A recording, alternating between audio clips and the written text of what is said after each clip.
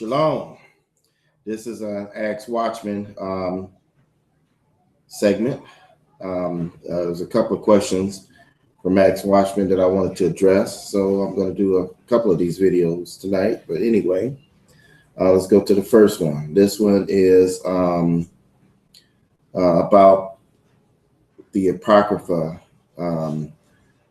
stating that those that are left behind are more blessed. Okay, and let's go to Acts Watchman, and I'll read wasn't really a question, but there's this person he left. It was titled "Took Away," and he says pretty much, when the flood came, who got took away during Noah's time?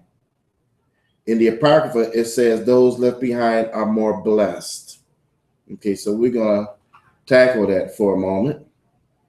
So, well, first of all, the story of Noah, it really depends on how you look at things. Okay. Now, the reason why I say that is when you think about the fact that Noah built a ship to escape the flood on. So just kind of on how you look at it. You know, Noah actually, him and his family escaped the flood because they got aboard the ship that he built. And the people who were out there who saw him building the ship, they didn't get aboard it. So one could look at that and say, oh, they were left behind and the flood took them away. That's one way that you can look at it. But I think that it depends on how you look at things, and it depends on the story, because we can't look at every story and say, see, the persons left behind were the blessed people, okay? But what about Sodom and Gomorrah? You know what happened in the story of Sodom and Gomorrah, right? And one thing that I want to bring to your attention is that when you look at the passage of Luke, let's go to Luke chapter 17. Okay, let's look at this. Chapter 17, and this is verse 26 through 29. So Luke 17.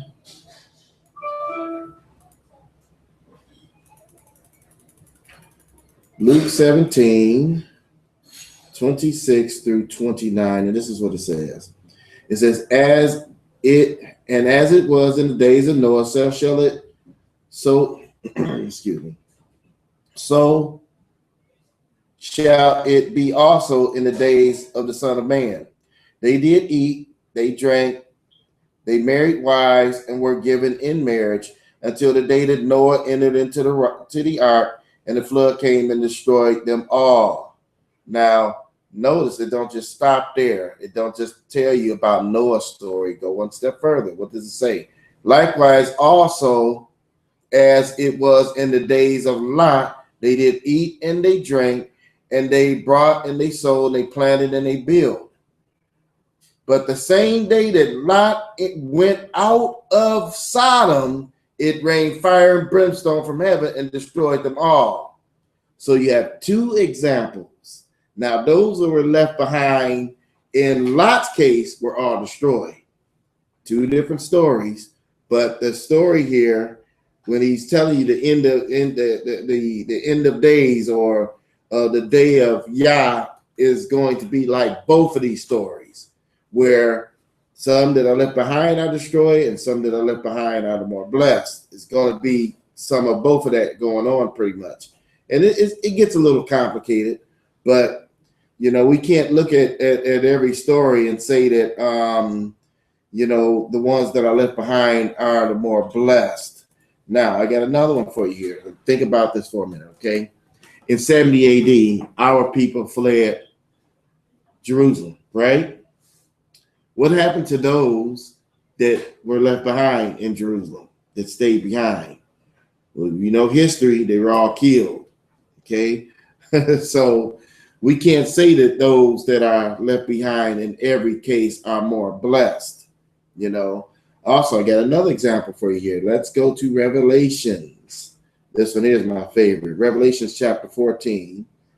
And we're going to go to verse 15. Revelations 14, verse 15. Okay, 14, verse 15. And this is what we have here. Okay. Now, it says, and another angel came out of the temple, crying with a loud voice to him that sat on the cloud, thrust thy sickle and reap, for the time is come for thee to reap, for the harvest of the earth is ripe.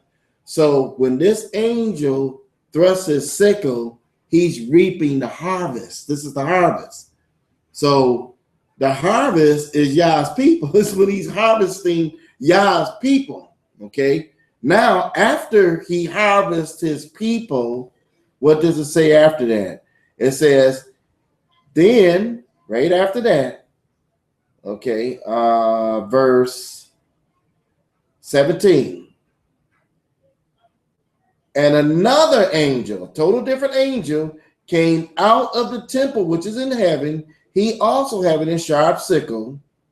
And another angel came out from the altar, which had power over the fire, and cried with a loud voice to him that had the sharp sickle, saying, thrust in thy sickle and gather the clusters of the vine of the earth, for her grapes are fully ripe. And the angel thrust in his sickle into the earth and gathered the vine of the earth and cast it into the great winepress of the wrath of Yah. Wow. Two different reapings that goes down here. The first reaping was not cast into the great winepress of the wrath of Yah. Read it for yourself. It's right there. They weren't cast into that, into his wrath. The first wasn't. The second was. The first was the harvest. The second was the grapes, right? Because grapes get cast into what? The wine press. So anyway, I hope that cleared up or gave a little understanding to whether or not those that are left behind are actually the more blessed. Like I said, it depends on the story. Depends on the prophecy, and it depends on the time. Well, on that note, I'm going to say shalom.